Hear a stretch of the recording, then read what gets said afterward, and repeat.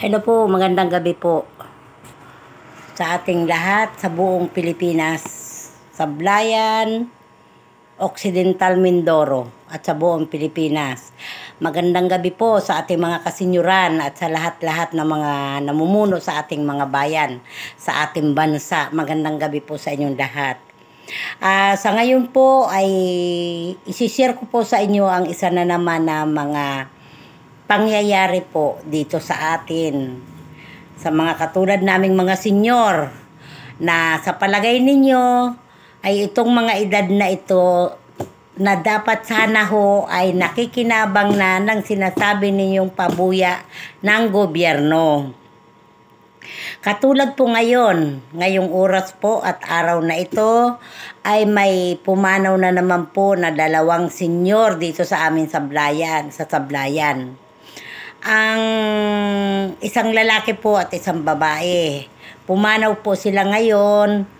Hindi ko po alam na kung sila po ay nakatanggap ng pabuya ng gobyerno natin na katulad ng sinasabi na pagdating ng 70 or 80 or 90 or 100 ay makakatanggap na.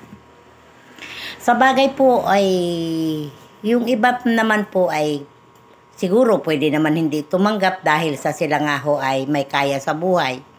Pero yun hong mga mahihirap ang buhay o kahit pa po may kaya o kahit pa ho mahirap ang buhay ng mga senyor, sana po dapat makatikim na rin ng mga biyaya ng ating gobyerno dahil po sa mga pangyayari na maedad na ay wala pa pong natatanggap. Kung hindi po yung tigli 500 kada isang buwan na bigay ng ating gobyerno. Magaling pa nga po ang mga purpis at libo-libo ang natatanggap kaysa sa mga senyor na wala na hong hanap buhay, matatanda na, umaasa lang po sa mga anak, ay wala rin hong natatanggap kung hindi yung tigli 500 na ibinibigay po kada buwan. Na kung kailan po 6 na buwan, bago lang ho makatanggap ng 3,000 o 1,500 pag lokal po. Yan po ang mga magaganda ho na nangyayari. Sana naman po kung halimbawa sana ay matupad na yung pinapangarap o sinasabi ni Senadora, ng ating mahal na Senadora Amy Marcos, na pagtungtong ng 60, 70, 80, 90, 100 ay makatanggap na po. Para mapakinabangan naman po yung malakas-lakas pa ang katawan. Hindi po yung 190 matigas na ang katawan ho, wala pa rin pakinabang. At hindi na ho kayang pumunta sa tindahan, hindi na po kayang bumili ng kahit na ano para sa pangkasarili.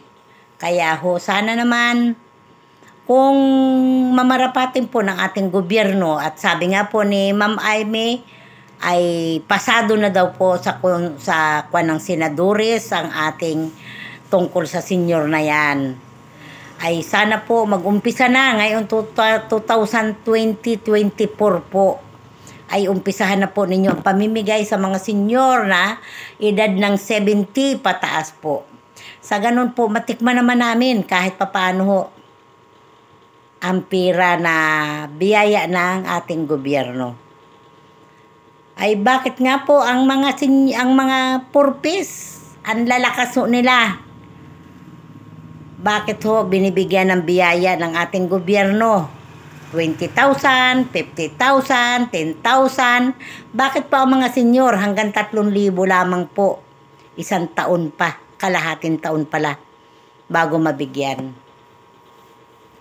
Sa bagay po, may pagkakaiba po ang senyor at ang purpis. Ang purpis po ay sa mga nag-aaral na mga kabataan.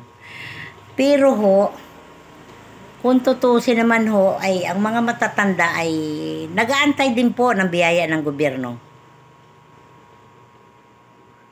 At gusto rin ho namin na matikman na hanggat maaga-aga ang mga biyaya na bigay ninyo. Kaya sana naman po, mahal na presidente, umpisahan na po ninyo sa 2024 ang pagbibigay sa mga senyor. At kung ang mga senyor naman po, dapat naman po ay haligapin ng mga BHW ho, ang mga lugar-lugar kung saan talaga ang may senyor na edad na ganon, para mabigyan po ng biyaya. At yun lang po ang hinihingi ko sa inyo, mahal natin Presidente. Sana ho'y magkatotoo ang sinasabi ni Senadora Amy Marcos na ang edad ng 70 ay magkaroon na. 70, 80, 90, 100. Pag 100 wala na po, nakanganga ng ganyan, oh. Hindi na po kilala ang pera. Hindi na rin po kilala kung ano ang gugustuhin na bibilhin. Dahil ho yun ay susupakan na lang ho ng pagkain dahil hindi na ho kaya magsubo. Salamat po. Magandang gabi po sa inyong lahat. Ang mga senyor ho ay sana'y pagbigyan ninyo. Huwag naman po doon sa 500 lamang. Salamat po.